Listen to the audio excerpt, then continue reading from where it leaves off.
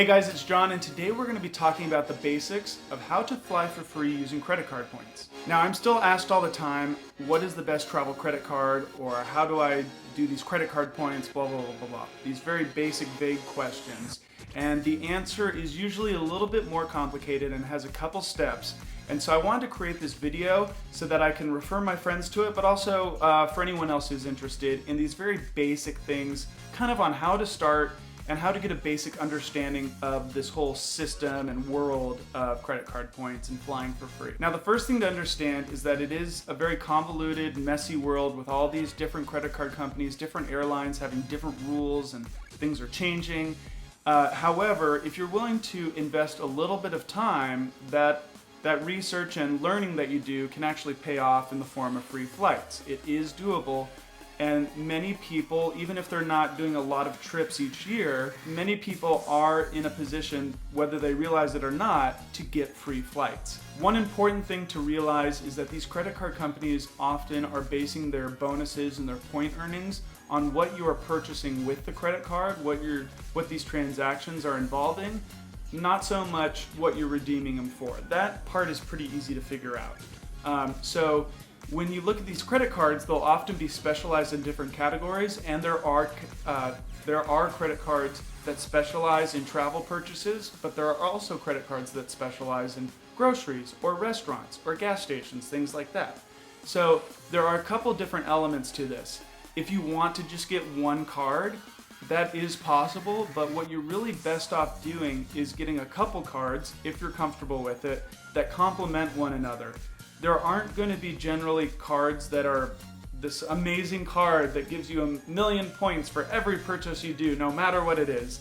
That's not how it works. You really have to figure out the different positives and negatives of these different cards and use them to complement one another. That's where you're going to get the most value back. That's going to be generally how you're going to get the most flights. Now, if you're not comfortable getting multiple credit cards, that's okay. I'm not forcing anyone to do anything. It's totally your choice.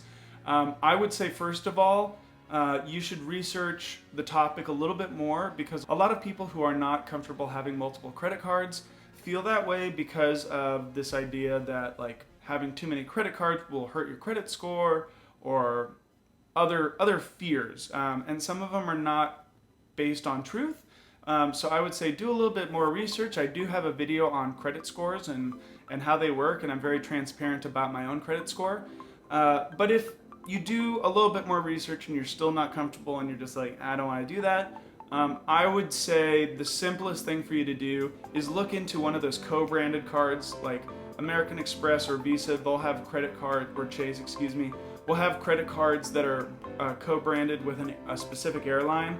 So I would say find the airline that you use the most, look at their credit card. If it looks like it's going to give you some positive value, I would go with that. Now, if you're someone who is open, or at least curious to watch the rest of this video, and are curious in what would happen if you wanted to use multiple credit cards to complement one another, here's what I would do, okay? I would do a couple things in this order. Now, if you are someone who's interested in having multiple credit cards that complement one another to give you the most possible free flights or points to redeem for free travel, what I would do first of all is know your own credit score. This is something you can do for free. You can do it right now, and you can do it through sometimes your bank, or you can do it through a website like Credit Karma.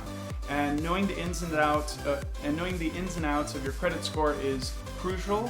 You need to keep that at a reasonable level in order to be eligible for these different credit cards. And once you know how this works, it's just like being healthy. The healthier you are, the more things you can do in life.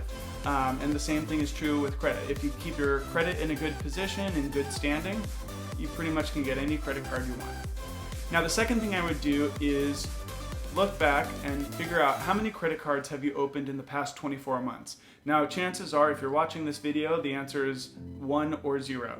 But in the off chance that you have opened several credit cards, then you may want to wait, because some of the best credit cards are going to be through Chase, and they have a rule called their 524 rule, which is if you've opened 5 credit cards in the past 24 months, regardless of what the issuer is or what the credit card company is, you're not able to open a new credit card with them. So just take a moment and think about that. Now, if you're someone who has no credit history at all and you have no credit cards, I would consider looking at the Discover It first. They seem to be based on research that I've read, because you kind of have to base this on what the credit card community is saying. These companies don't disclose this info, but it seems that the Discover It is the best bet for someone with no credit in terms of getting approved. The main thing is proving that you have income when you apply, so that you can pay off any debt that you accumulate. If you do already have a credit card history, I would start by learning about the Chase Trifecta. I do have a video on that topic. It's going to be linked below. And if you already know what the Chase Trifecta is, I would start by applying for one of the Chase Freedom cards. I just did a video on this like a week ago or something like that. I'll have a link for that below as well. Generally, I recommend that people start with the Freedom Unlimited. Unless you're ready to just like nerd out and go all in, then I would go for the Freedom card. But either one of those two or both are safe bets, because they're no annual fee cards where you can start earning points right away that go into the Chase Trifecta system. And then eventually, if you're ready to take another step further with this whole thing, you can get one of the Chase Sapphire cards, okay? Now, once you get one of the Chase Sapphire cards and or complete the Trifecta, I would take a look at the Chase Ink business cards if you do have some sort of side hustle or side business that qualifies you. I'm going to make a separate video on that, but those cards are very lucrative. You can earn a ton of points with those. But assuming you aren't in that position, and assuming you're not interested in any of the other Chase co-branded cards, like for United or something like that, that's then the time to move on to the other credit card companies. Once you've done the whole Chase thing first, then move on to the other companies like an American Express or Bank of America or Capital One, because of the 524 rule.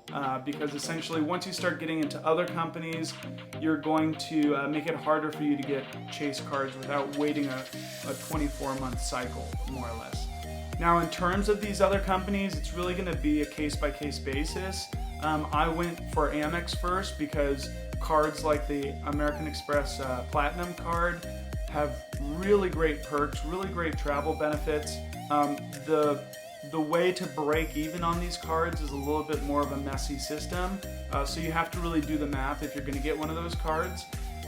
But there are some really great benefits out there once you move on to these other cards. And then after that, it just becomes this, this game of educating yourself, doing the math. Does this card provide me value? If so, okay, I'm gonna get it. Or if I get this card that has the same bonus categories as this card, are they gonna negate each other? Should I just have one? Should I cancel this old one? Or should I downgrade this old one? It becomes this juggling act.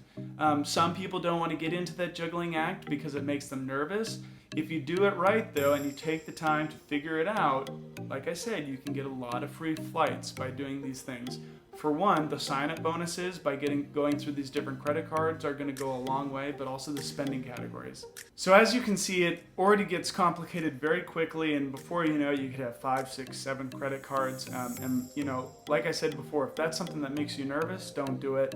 But if you feel like that's not a problem for you, I think it's a great thing. You can get a lot of free flights. So anyways, guys, that's it for this video. If you have any questions or comments, like I said, these are just kind of the basics, a basic overview. Feel free to comment down below. And as usual, if you haven't subscribed yet, go ahead and hit subscribe and ring the bell so you're notified next time I have a video. And as always, hit the like button. See you guys. Take care.